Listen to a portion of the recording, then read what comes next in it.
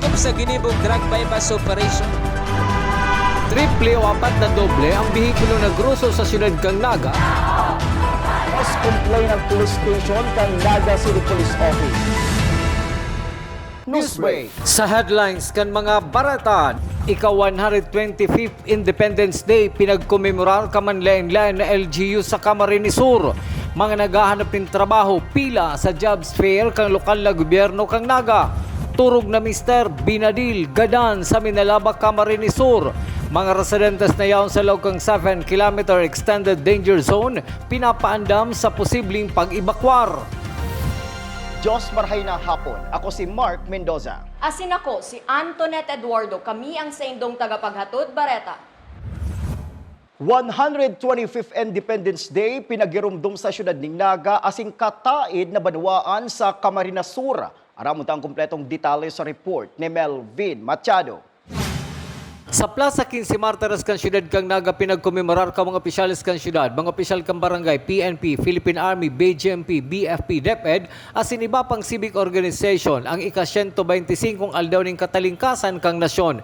Pinunan ini sa pay kang pagtas kang bandera kang Pilipinas na sinundan ning wreath-laying ceremony. Para sa estudyanteng sida Ethan Corporal, importante subot para sa sainda ang pagsilibrar kang aldaw ning katalingkasan para mas maaraman kung ano ang inagihan kang nasyon para maabot ang presenteng estado, ang maaraman ang naginibuhan ka mga heroe kang nasyon para maging talingkas ang Pilipinas. Ang gusto man masabutan kang estudyanteng si Nash Benedict Villaraza halik sa Balatas National High School. So that lahat po ng mga Pilipino po malaman na kung paano naging independent po ang Pilipinas. Opo, para mas lalo po namin maintindihan kung ano ang mga ginawa ng aming bayani. Sa ika-125 anibersaryo kang aldaw ng katalingkasan, ini may temang kalayaan, kinabukasan, kasaysayan. Para sa GNN TV 48 Naga, Melvin Machado, Newsbreak.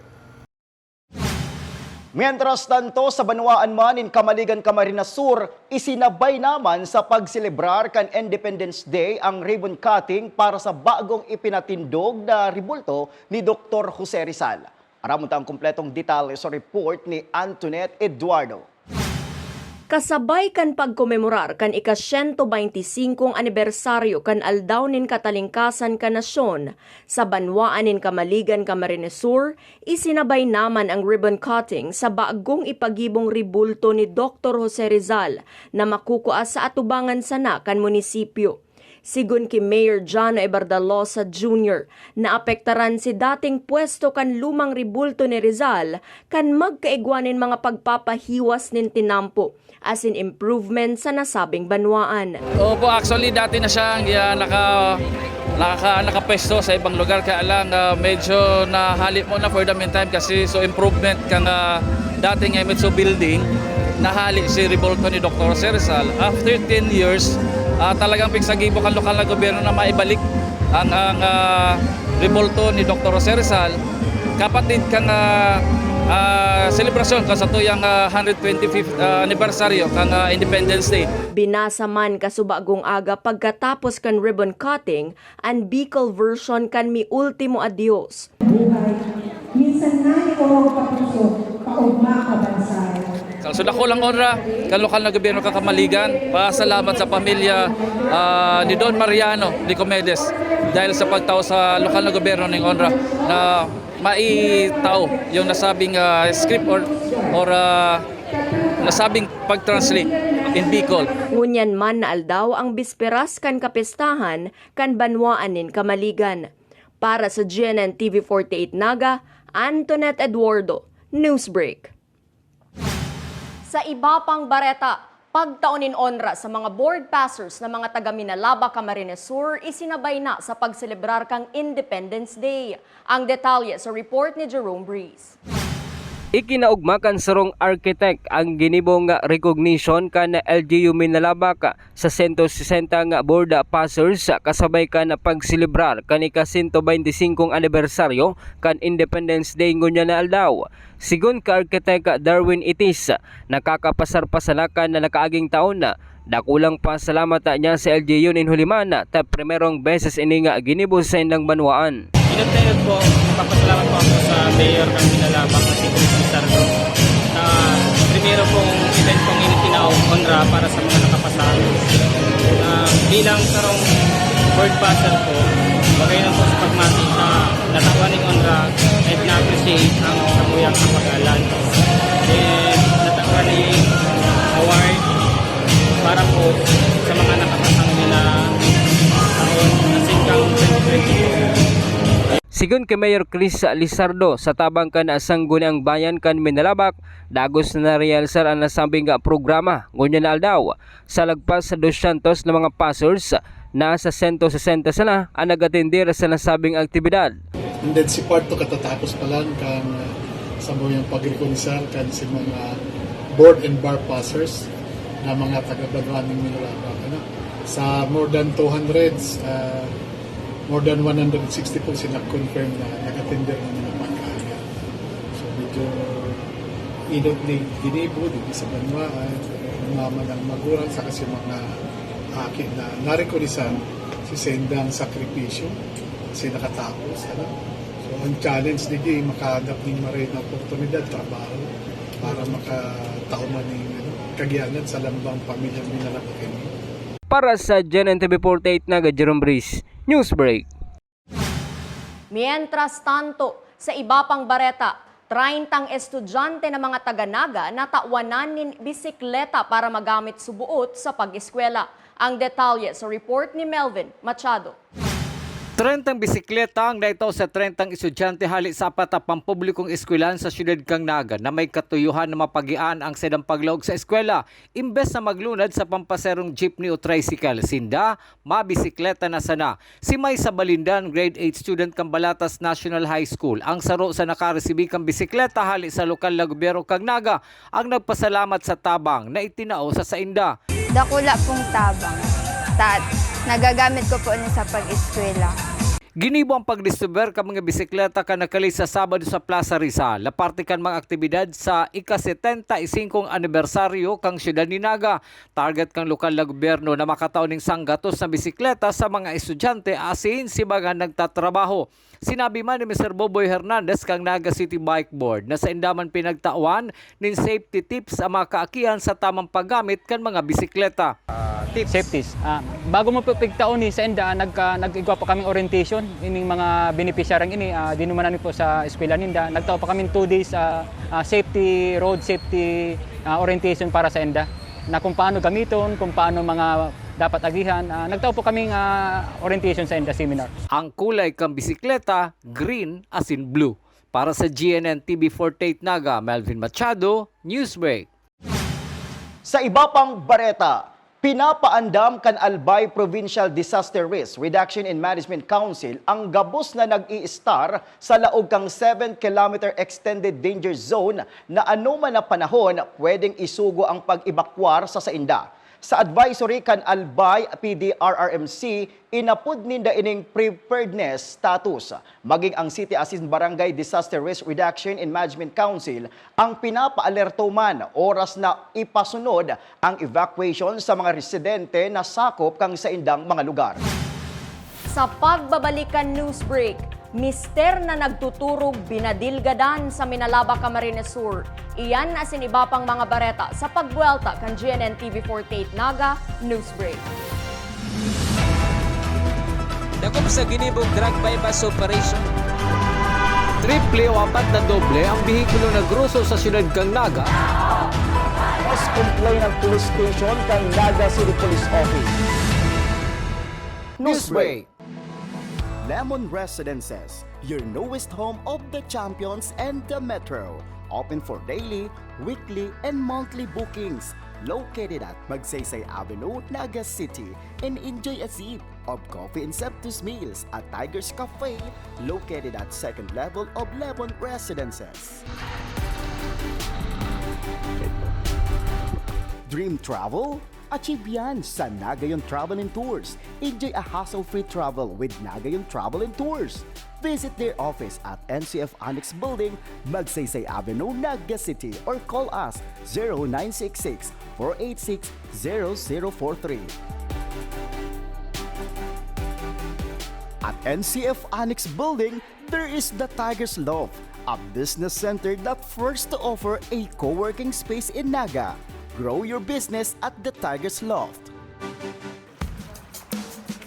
Swim like a champion at NCF Training Pool. Avail their swimming lessons until the end of July at a very affordable rates. Contact Coach Joseph Tena at 0949-447-2792. Drive with confidence with NCF Driving School. Avail their theoretical driving course and practical driving course. For beginners, NCF Driving School is LTO accredited. Flight attendants, prepare for takeoff, please.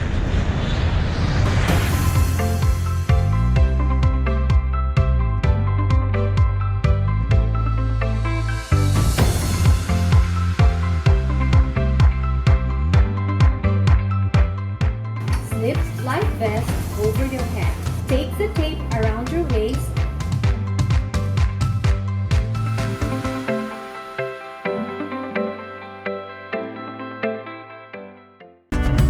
Sa oras ng sakuna, isa sa mga kailangan natin sa ating tahanan ay isang gubag. Ang isang gubag ay naglalaman ng tubig, mga dilata at biscuits upang hindi tayo magutom, energy bars or energy drink, first aid kit, communication devices tulad ng flashlights at batteries, whistles o pito, portable radio, at extra cellphone. Mas mabuti kung meron tayong prepaid load guard. Tools, tulad ng Swiss knife at gunting. Maaari din tayo magdagdag ng lubid. At huwag natin kakalimutan ang hygiene kit na naglalaman ng sabon, tissue, toothpaste, toothbrush, at face mask. Sa lahat ng oras, laging bukas, nakahanda ang aming tanggapan. Tandaan, ang Bicolanong alerto, pirming protektado.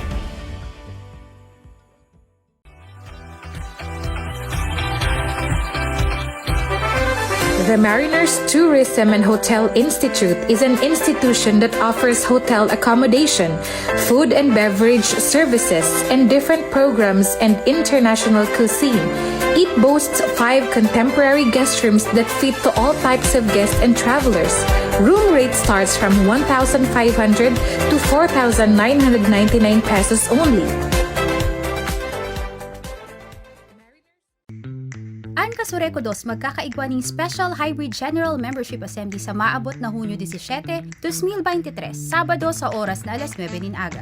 Iniimbitaran po ang gabos ng miyembros konsumidores na magparehistro sa paagi kang on-site registration sa mga opisina kan Kasureco 2 o sa paagi kang online registration. I-search ang agma.kasureco2.com.ph. Madadalan po sa paagi kang live streaming sa Kasureco 2 Facebook page asin ang satong kooperatibo Facebook page. Asin pwedeng manggana ng mga papremyo sa gigibuho na parafol. Salamat po.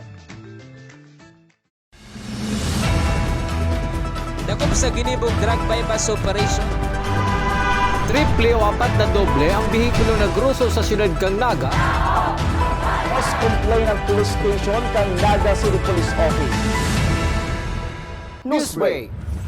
Padagos sa mga bareta, mga nagahanap nin malalaugan na trabaho, pila sa pa-jobs fair kan LGU Naga, Department of Employment asin SMCT Naga. Ang detalye sa report ni Mark Mendoza.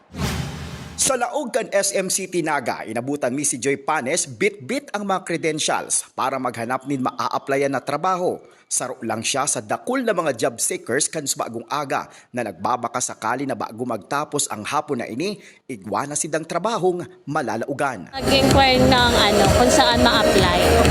Tapos ng mga papers, mga kaikuhan sa pag-apply. Ang LGU Naga, Metro Peso, Department of Labor and Employment asin ang SMCT Naga ang nagpartner para sa jobs fair ngunya na Independence Day. Susog ki Department of Labor and Employment Assistant Regional Director Imelda Romanelos, 2,462 na mga bakanting trabaho, local as in overseas, ang pwedeng applyan. Base po sa aming datos, meron po tayong local employers na 29. Kasama natin ngayong umaga, buong araw.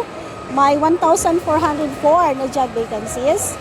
Meron din po tayong overseas na 4 na agencies na mayroong 1,058 job opportunities. A total of 2,462 po ang bakante dito sa probinsya ng Camarines Sur.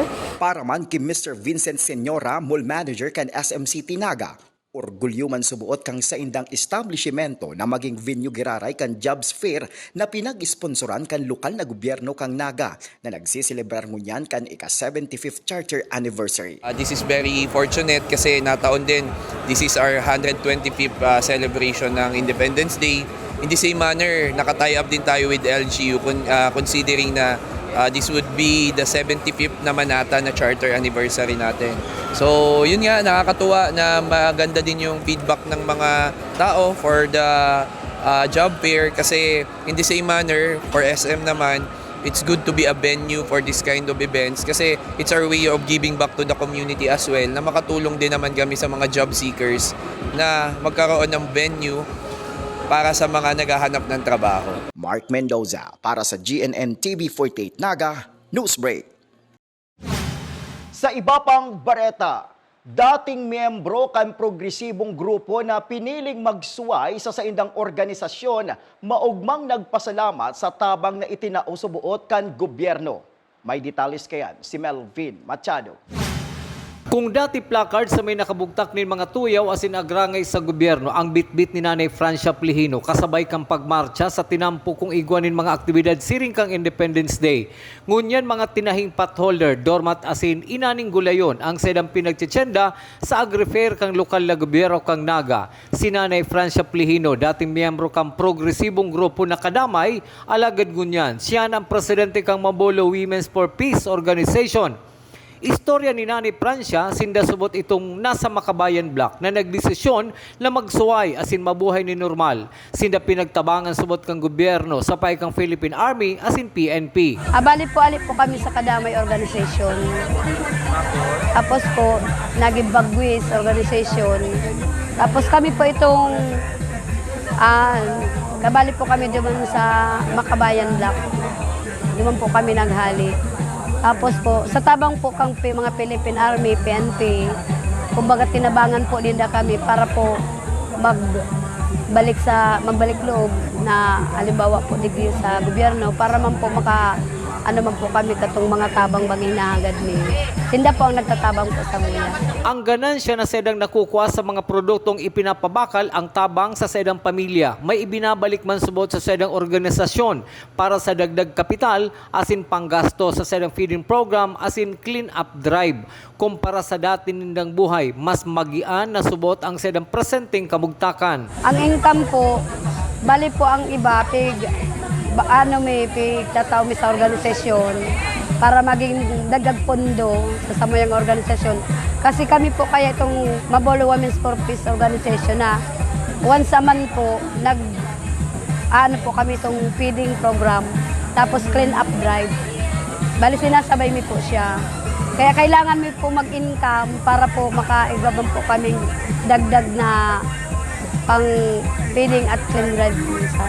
Huli kaini may pangampudan man si Nanay Francia sa mga dati nindang kaibahan. Nangangampudan po ako sa ibang mga organisasyon na dating mga kairibanan may, dati na sakali sa Kadamay, Makabayan Block na sana po makipag-ulay na po sinda sa mga nagtatrabang sa MUYA, sa mga Philippine Army, PNP, na maging aware na po sinda na makipag-ulay sinda para po itong tabang talaga na sa MUYA pong hinahanap o hinahagad, makamtan ni po.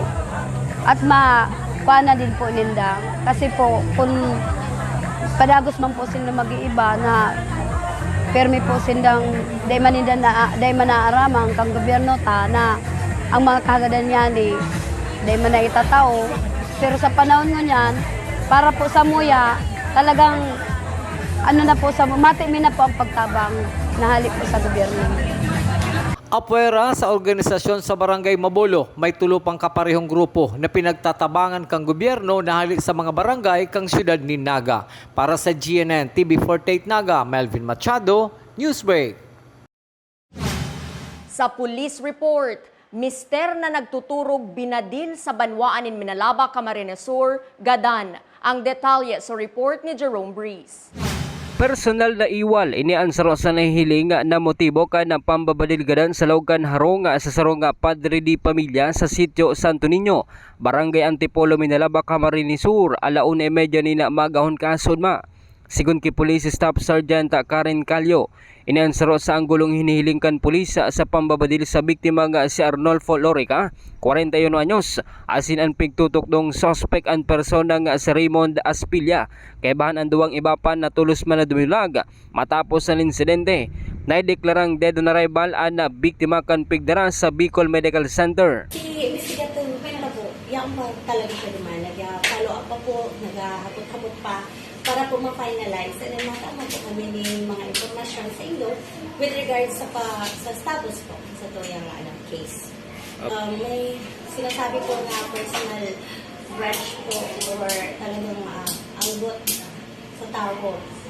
Pero pigilin pa po ang ibang anggulo na syempre para po umahiling tayo kita bias para i-check kung talagang may iba pang liable or pwedeng mag-appear na iba pang suspect. Na-recover sa pinangyarihan ang tulong Farda cartridge bullets asin na tulong Farda bullets gikan sa lepa madeterminaran na kalibre nin balil, kaya sa ngunyan padagos sa intensified operation against loose firearm kana PNP para maiwasan ang siring na insidente. Next, crime prevention tips. Araw nga rin po kaya na nangyaring shooting incident, nag-intensify po kami yan sa nguyang kampanya laban sa loose firearms. Nagdodoble effort po kita sa offline katok, lalo na naman sa mga depo na ka-renew sa ilang papeles para po sa ilang badil and mga possible checkpoint na naman po medyo dodoblehon ta po ang pag-checkpoint sa tuyang lugar, kaya si mga motorista tapo dyan, siguro doon na may papeles po kita pag kita nagbabiyahe. Tanganig, maiwasan po ang mga inconveniences, dito mo matiskutan. Yan lang. Para sa GNN TV48 Naga, Jerome Breeze, Newsbreak.